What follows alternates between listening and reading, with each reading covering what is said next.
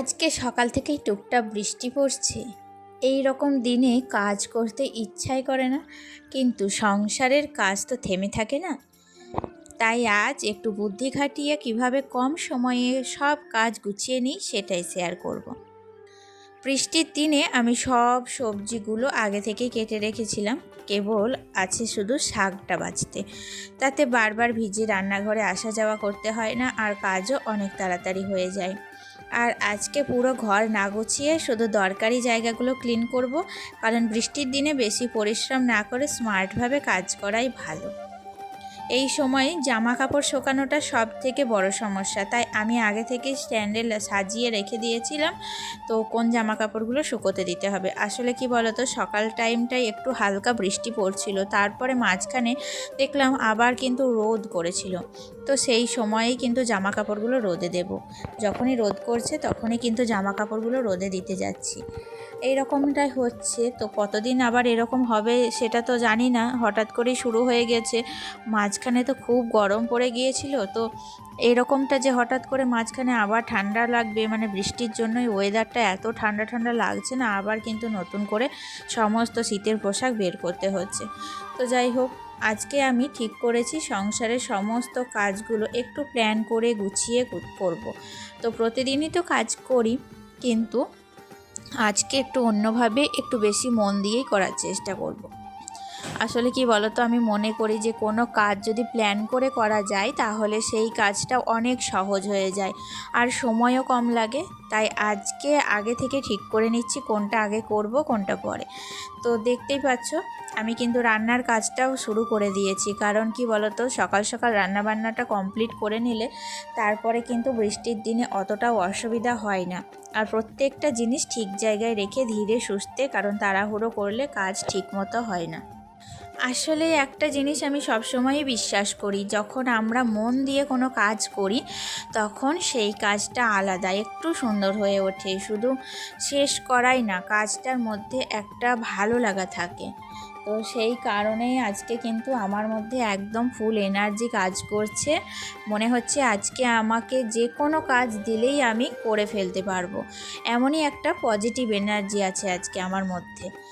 সব দিন তো এমন এনার্জি থাকে না, কখনো মন চায় না, কখনো শরীর ক্লান্ত থাকে, কিন্তু যেদিন একটু মন থেকে ইচ্ছা আসে সেই দিন এই সুযোগটা কাজে লাগানো উচিত।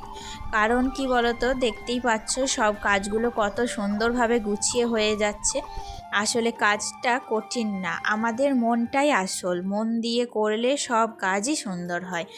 তো তোমরাও কি এমন প্ল্যান করে কাজ করো? আমাকে কিন্তু কমেন্টে জানিও। যেহেতু কয়েকদিন আগেই তো ঈদ গেল, তো ঈদের পর আজকে মাছ কাকিমা নিয়ে এসেছিল চিংড়ি মাছ, আর তার সাথে নিয়ে এসেছিল একটু মোটা মাছ। তো আমার শ্বশুরমশাই মাছ নিতে গিয়ে আজকে আবার হঠাৎ করেই দুই রকমই মাছ নিয়েছিল। তো তাই জন্য দেখো, মোটা মাছের তো একটু সর্ষে দিয়ে ঝাল করলাম, আর তাছাড়া চিংড়ি মাছের একটু এঁচোড় চিংড়ি করার ইচ্ছা ছিল আর কি। তো শ্বশুরমশাই খেতে চাইছিল। আমি তো এঁচোড় বাড়িতে ছিল না, আমার হাজব্যান্ডকে বললাম এনে দিতে। তো আমি তো সমস্ত জোগাড় যন্ত্র মানে সমস্তটা রেডি করে রেখেছিলাম, তো সব মাছ টাছ ভেজেই রেখেছিলাম, দেখতেই পেলে। তো লাস্টে এঁচোড়টা নিয়ে এসেছিলো, তাই জন্য কিন্তু মানে অনেকটা দেরি হয়ে গিয়েছিলো। তারপরে এঁচোড় কাটা, তারপরে রান্না করা। তো সেই কারণে এঁচোড়ের রান্নাটা তোমাদের সাথে শেয়ার করতে পারিনি বন্ধুরা। দেখো আমার রান্না কিন্তু এখন কমপ্লিট। তো এঁচোড় চিংড়ি আর এদিকে পাটের শাক, তাছাড়া মাছের ঝাল আছে, অনেক কিছুই রান্নাবান্না হয়েছে। আসলে শ্বশুরমশাই যখন খেতে চেয়েছে, আমি দেখলাম যে বয়স্ক মানুষ খেতে যখন ইচ্ছা করছে, তখন আমার যত কষ্টই হোক না কেন আমি কিন্তু তাকে রান্নাটা করেই দেব। তো যাই হোক, অনেক দেরিতে হলেও কিন্তু রান্নাটা কমপ্লিট করেছি। আর এখন দেখো রান্নাঘরটা পরিষ্কার করে নিচ্ছি।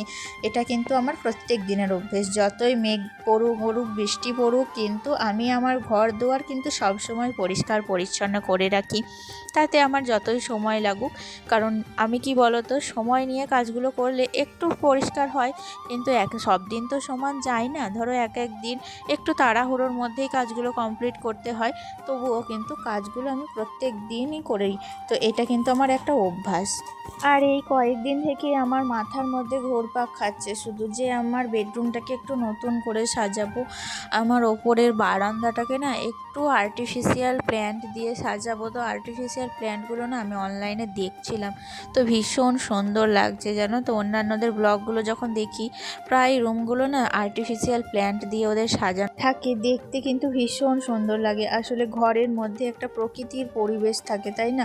তো সেই কারণে সবুজ একটা যদি প্রাকৃতিক ছোঁয়া থাকে ঘরগুলোর মধ্যে, দেখতে ভীষণ সুন্দর লাগে। আমি ঠিক করেছি 2-3 রকমের আর্টিফিশিয়াল প্ল্যান্ট কিন্তু আমি কিনবো, আর তার সাথে কিনবো ওই কালারিং স্টোনগুলো, দেখতে অসাধারণ লাগে। তো এরকম করেই ঘরটাকে সাজাবো, আমি ইচ্ছা আছে মনে আর কি। তো যাই হোক, দেখো স্নানটা কমপ্লিট করেছি। আজকে মাথাটা একটু শ্যাম্পু করেছি, অনেক দিন হয়ে গেল মাথায় সেই তেল দিয়েছিলাম ননদের বাড়ি থেকে আসার পর, তারপরে কিন্তু আর তেমন একটা মাথায় শ্যাম্পু করা হয়নি। আজকে কিন্তু বেশ 1 সপ্তাহ পর মাথায় শ্যাম্পু করলাম। আসলে এমনি রেগুলার চান তো করতাম মাথায়, কিন্তু শ্যাম্পুটা আর করা হয়ে উঠতো না, সেই কারণে আজকে একটু শ্যাম্পু করলাম। আর তারপরে কি বলো তো, ওই যে জামা কাপড়গুলো সকালে মেলে দিয়েছিলাম না, তো সেই জামা কাপড়গুলো কিন্তু এখন তুলে নিয়ে এসেছি। আবার মেঘ করেছে বুঝলে, তো কখন যে বৃষ্টি নামবে বুঝতেই পারছি না। তো সেই কারণে চটজলদি জামা কাপড়গুলো তুলে এনেছি।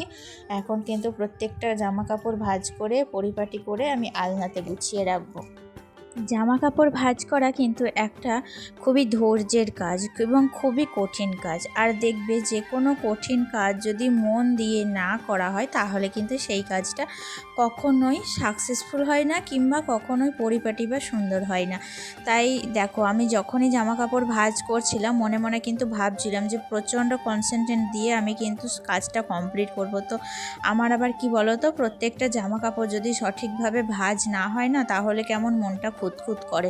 তো সেই কারণে দেখো, প্রত্যেকটা জামা কাপড় ভাঁজ করে তারপর আলনার মধ্যে যদি ঠিকঠাকভাবে গুছিয়ে না রাখি, একদম মনের মধ্যে শান্তি পায় না, জানো তো, মনটা কেমন একটা করে।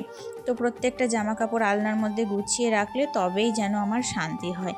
আর তারপরে না একটু রেস্ট নিয়ে নিয়েছিলাম, কারণ প্রচণ্ড ঘুম পাচ্ছিল জানো তো, কারণ একটু শরীরটা ক্লান্ত লাগছিল। আর দেখবে যখন বর্ষাকাল আসে না, একটু বৃষ্টি বাইরে পড়ে, তখন কিন্তু শরীরটা কেমন ম্যাচ ম্যাচ করে, তখন কিন্তু একটু ঘুম পায়, মনে হয় যেন বিছানাটা চাদরটা একটু গায়ে দিয়ে একটু যদি টানা লম্বা ঘুম পাওয়া যায়, তাহলে কিন্তু বেশ ভালো হয়। আর তারপরে ঘুম যেই ভাঙলো, অমনিই চলে এসেছিলাম ছাদের উপরে। এখন কিন্তু ওয়েদারটা বেশ ভালো লাগছিল, একটু হালকা বৃষ্টি পড়ছিল না, তবে হালকা বাতাস দিচ্ছিল। তো এই সময় আমি ছাদে এসে দেখো গাছের মাটিগুলো একটু আলগা করে দিচ্ছিলাম। দেখবে বর্ষাকাল আর এই শীতকাল, এই দুটো সময়ে গাছগুলো কিন্তু বেশ সুন্দর থাকে। আসলে গাছগুলো যখনই দেখবে একটু পুঁতে দেওয়া যায়, বেশ সতেজ সবুজ হয়, দেখতে কিন্তু ভীষণ ভালো লাগে। সব সময় মনে হয় যেন গাছেদের সাথেই বেশিরভাগ সময়টা কাটায়। আর যাতে আমার গাছের গোড়ায় জল না জমে যায়, তাই জন্য আমি একটু ড্রেনেজ করে দিচ্ছিলাম, যাতে আমার প্রত্যেকটা গাছের জলগুলো বেরিয়ে যায়। আর বর্ষাকালে গোলাপ গাছের একটু বেশি যত্ন নিতে হয়, কারণ এই সময় বিভিন্ন রকম এলা ডাল দেখা দেয়, তারপরে গাছের আগাগুলো না একটু কালো হয়ে যায়। তো এলা ডাল, তারপরে এই কালো হয়ে যাওয়া আগাগুলো একটু কাটিং করে দিতে হয়। তো তাই জন্য সেগুলোই আমি একটু পরিচর্যা করছিলাম। আর তার সাথে জিনিয়া গাছের গোড়ায় একটু মাটি দিয়ে দিলাম, যাতে জলের চাপে যেন গাছগুলো আবার নুইয়ে পড়ে না যায়, কারণ এত কষ্ট করে আমার একটা টবেই কিন্তু গাছ বেরিয়েছে, অন্যটাই কিন্তু অতটাও বেরোয়নি। প্রত্যেকটা গাছের টবে দেখছো মাটিগুলো কিন্তু ভিজে হয়ে রয়েছে, সেই জন্য তাই জন্য আরও আলগা করে দেওয়া, যাতে কালকে যদি রোদ হয় তাহলে একটু শুকোতে পারবে গাছের গোড়াগুলো। তো এখন হচ্ছে বিকেলবেলা, আর বিকেলবেলায় আমি কিন্তু ছাদের মধ্যে একটু হাঁটাহাঁটি একটু ঘোরাঘুরি করতে খুব ভালোবাসি। যেহেতু আমি গ্রামের মেয়ে, তো আমি না বিকেলবেলায় ছোট্টবেলা হলেই কিন্তু বাইরে বেরোতে খুব ভালোবাসতাম, খেলাধুলা করতে খুব ভালোবাসতাম। তো এখন তো শ্বশুরবাড়ি চলে এসেছি, আর শ্বশুরবাড়ি এসে তো খেলাধুলা করতে যাওয়া হয় না। তো আমাদের পাড়াটা হচ্ছে এমনই যে আমাদের পাড়াতে কিন্তু তেমন একটা মানে জমজমাট না।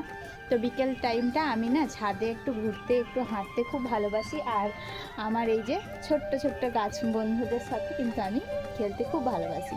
আমার সমস্ত খেলা বলতে পারো এদের সাথে। তো এখন দেখো মাথার চুলটা তো পুরো ভিজে হয়ে আছে, এখনও না শুকোয়নি, তো তার জন্য চুলটা ছেড়ে দিয়েছি।